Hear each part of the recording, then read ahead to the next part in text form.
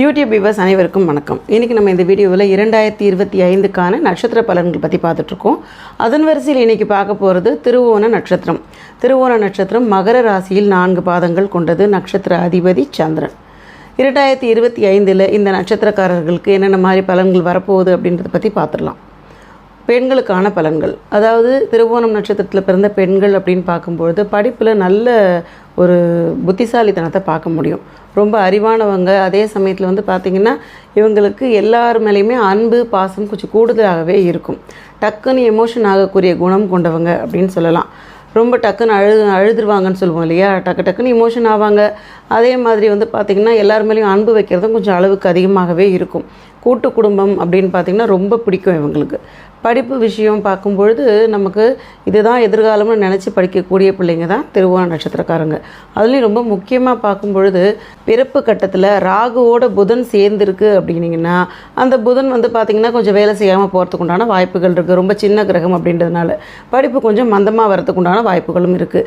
ராகுவோட சம்மந்தப்படாமல் அதே மாதிரி நீசமும் ஆகாமல் இருக்கக்கூடிய புதன் அப்படின்னு பார்க்கும்பொழுது படிப்பில் மிகப்பெரிய அளவில் உச்சத்தை கொடுக்கறதுக்கு உண்டான வாய்ப்பை ஏற்படுத்தி கொடுக்கும். ஸோ எல்லா திருவோண நட்சத்திரமுமே படிப்பில் வித்வானாக இருக்கிறானான்னு கேட்டிங்கன்னா அந்த ராகுவோடு அமர்ந்திருக்கா அப்படின்றது ரொம்ப முக்கியம். புதன் அஸ்தங்கம் ஆகியிருந்தாலும் அந்த பிரச்சனை கொஞ்சம் இருக்கும், மந்தமாக இருக்கிறதுக்கு உண்டான விஷயம். அதே மாதிரி நமக்கு பார்த்திங்கன்னா புதன் நீச்சமாக இருந்தாலும் நமக்கு படிப்பில் கொஞ்சம் ஆப்ஸ்டக்கிள்ஸ் வர மாதிரியான சிச்சுவேஷன்ஸ் இருக்கும். ஸோ இதுக்கப்புறமா பார்க்கும்பொழுது திருமணம் ஆன பெண்கள் அப்படின்னு பார்க்கும்பொழுது அவங்களுக்கு தனக்கு தானே பிரச்சனைகள் அப்படிங்கிற மாதிரி பெண்களோட ஒத்து போகிறது கொஞ்சம் கஷ்டமாக இருக்கும். ஆர்கியூமெண்ட் வர்றதுக்கு உண்டான வாய்ப்புகள் இருக்குது. எதுவாக இருந்தாலும் நெகட்டிவாக நம்ம மேலே நம்மளே ஒரு விஷயத்தை திணிச்சுப்போம் இல்லையா, ஆமாம் என்னால் தான், சரி பரவாயில்ல விடுங்க அப்படின்னு சொல்லிட்டு ஒரு பிரச்சனையை சால்வ் பண்ணிட்டு வர மாதிரி இருக்கும். ஸோ நெகட்டிவ் தாட்ஸும் ஜாஸ்தியாக வர்றதுக்கு உண்டான சூழ்நிலைகளும் ஜாஸ்தியாகவே இருக்கும். இப்போ பார்த்திங்கன்னா நமக்கு ராகு பயிற்சிக்கு அப்புறமா சின்ன சின்ன பிரச்சனைகள் வந்துட்டு போகலாம். ஆனாலும் வாழ்வாதாரத்துக்கு தேவையான விஷயங்கள் எல்லாமே சரிவர கிடைக்கிறதுக்கு உண்டான காலம் அப்படின்னு சொல்லலாம். அதாவது நமக்கு சனி இப்போ தான் முடிய போகுது. சனி பயிற்சிக்கு அப்புறமா தான் 7.5 சனியிலேருந்து நம்ம விலகிறோம். அதனால் கொஞ்சம் பொறுமையாக இருந்தீங்கன்னா பல விஷயங்கள், நிறைய தடைப்பட்ட விஷயங்கள் எல்லாத்தையுமே சாதிக்கிறதுக்கு உண்டான சூழ்நிலை ஏற்படும். திருமணம் சார்ந்த விஷயங்கள் சனி பயிற்சிக்கு அப்புறமா பார்த்திங்கன்னா நமக்கு கை கூடுறதுக்கு உண்டான சூழ்நிலைகள் இருக்குது. கணவன் மனைவி ஒற்றுமை இது ரொம்ப பெரிய பிரச்சனையாகவே இருந்திருக்கும். மனசளவில் சொல்லவும் முடியல மெல்லவும் முடியலன்னு சொல்கிற மாதிரியான சூழ்நிலையில் இருக்கக்கூடிய நபர்களுக்கு ராகு பயிற்சிக்கு பிறகு கொஞ்சம் துரிதமாக செயல்படுறதுக்கு உண்டான வாய்ப்புகள் இருக்குது.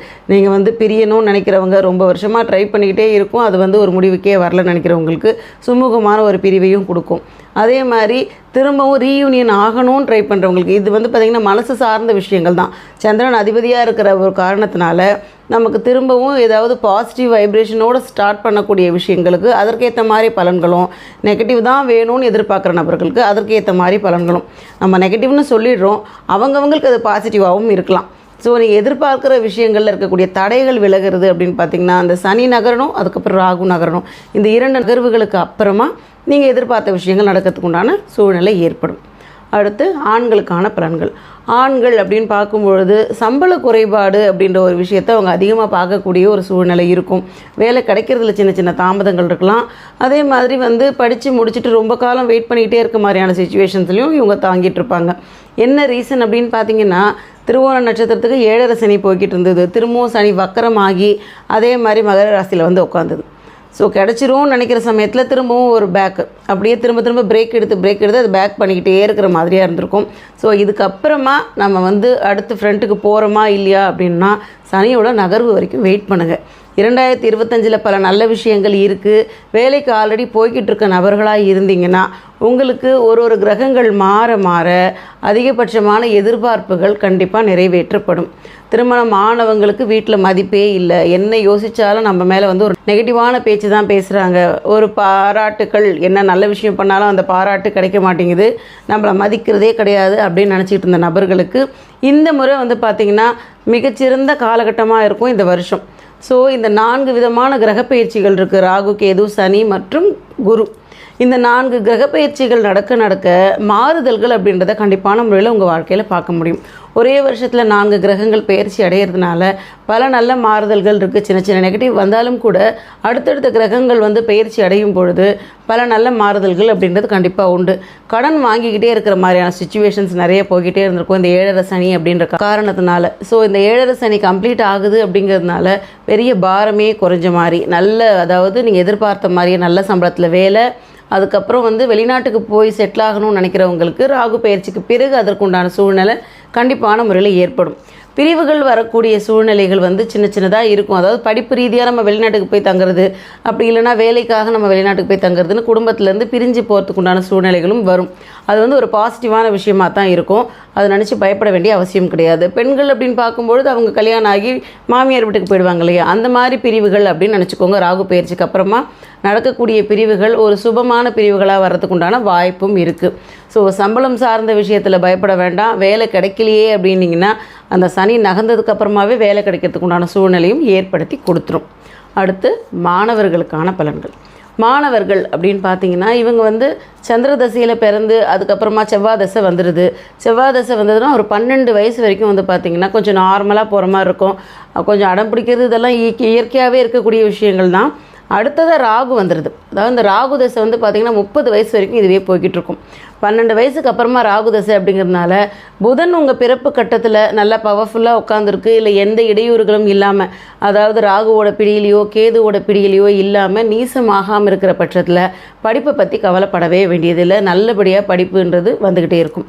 அப்படி இல்லாமல் நான் சொன்ன மாதிரி நெகட்டிவான இடத்துல உட்காந்துருக்குன்னா ஆவரேஜாக இருக்கிறதுக்கு உண்டான சூழ்நிலைகள் இருக்குது. ஆவரேஜாக இருக்கிற பசங்களுக்கு இருந்தால் கூட அரியர் தான் வச்சுருக்காங்க, இன்னும் அதை முடிக்கலை அப்படின்னு நினச்சிங்கனாலும் சுபமான புக்திகள் வரும். இந்த தசைகளில் நல்ல நல்ல புக்திகள் வர சமயத்தில் கண்டிப்பான முறையில் அரியர்லாம் கிளியர் ஆகிறதுக்கு உண்டான வாய்ப்பும் கிடைக்கும். வேலை கண்டிப்பான விஷயம், அது கிடைச்சே தீரும்.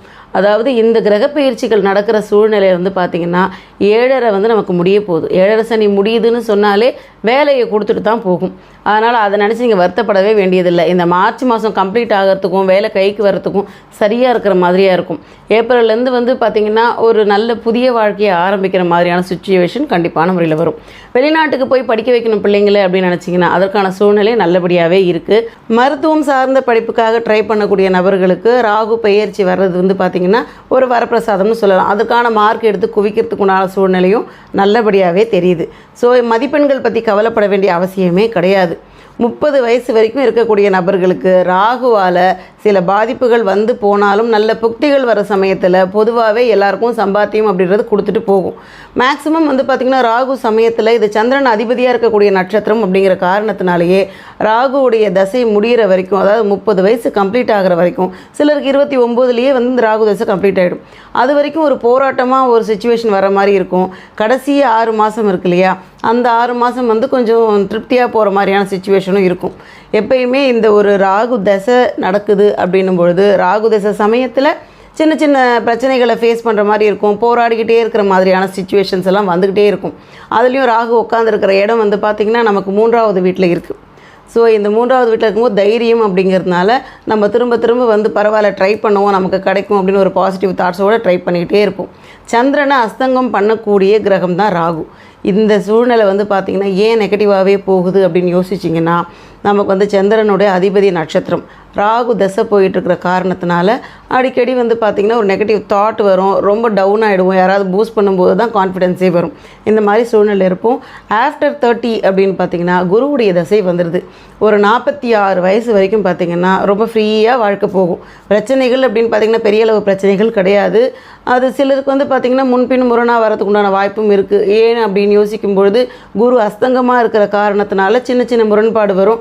ஆனாலும் குரு தசையில் அவங்களுக்கு பண வரவுகள் சீராக இருக்கிறது, வேலை சார்ந்த விஷயங்கள் கரெக்டாக போகிறது, இந்த மாதிரி சூழ்நிலையெல்லாம் கண்டிப்பான முறையில் வரும். இந்த வருஷம் இருக்கக்கூடிய கிரக பயிற்சிகள் பார்க்கும்பொழுது பலவிதமான முன்னேற்றங்களும் நல்ல சூழ்நிலைகள் வாய்ப்புகள் கிடைக்கிறது எல்லாமே நமக்கு சாதகமாக தான் இருக்குது. ஸோ நிதானமாக ஒரு விஷயத்தையும் பார்க்க ஆரம்பிங்க. ஒரு கிரக பயிற்சிகள் நடக்கும்பொழுது நல்ல வாய்ப்புகள் வந்ததுன்னா அதை யூஸ் பண்ணிக்க ட்ரை பண்ணுங்கள். இதை விட்டுட்டு இன்னொன்று வரும்னு சொல்லி ட்ரை பண்ணிங்கன்னா அடுத்து வராமலும் போகலாம்.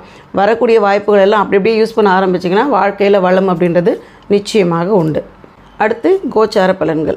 கோச்சாரமில் வந்து பார்த்திங்கன்னா நமக்கு 2வது வீட்டில் சனியுடைய அமர்வு இருக்குது. சனி 2ல் இருக்கிற காரணத்தினால தான் வரவுகள் எதுவும் வராமல் ரொம்ப ஆவரேஜாக போய்கிட்டு இருக்கிற ஒரு சிச்சுவேஷன்ஸ் இருக்கும்.